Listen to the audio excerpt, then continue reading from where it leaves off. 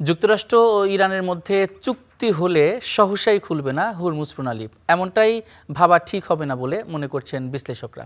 তারা বলছেন হরমুজে নিরাপদ চলাচল নিশ্চিত করতেও অন্তত 50 দিন সময় লাগবে। ইরানের পেতে রাখা মাইন সরানোতেই লাগতে পারে দীর্ঘ সময়। তারপর আছে শিপিং লাইন প্রতিষ্ঠানগুলোকে সচল করা ও ক্ষতিগ্রস্ত জাহাজের বীমা দাবি পূরণ করার মতো নানান বিষয়। যুক্তরাষ্ট্রকে কোণঠাসা করতে হরমুজকেই যুদ্ধের রণাঙ্গন করে তোলে ইরান। এই প্রণালীতে পাতা হয় মৃত্যুফাঁদ। দর কষাকষির অন্যতম নিয়ামক হয়ে ওঠে এই জলপথ।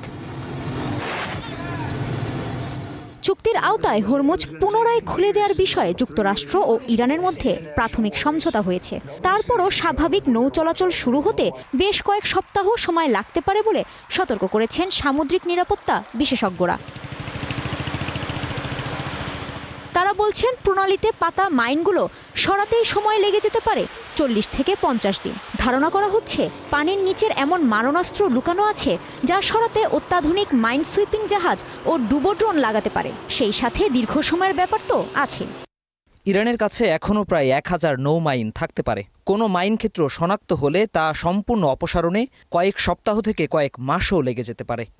শুধু মাইন অপসারণই নয়, নিরাপত্তা নিয়ে আস্থা ফিরে পেতে সময় লাগবে। বীমা কোম্পানি, তেল পরিবহনকারী প্রতিষ্ঠান এবং জাহাজ পরিচালনাকারী সংস্থাগুলো নিরাপদ নৌপথের নিশ্চয়তা পাওয়ার আগে হরমুজ ব্যবহার করতে অনীহা দেখাতে পারে।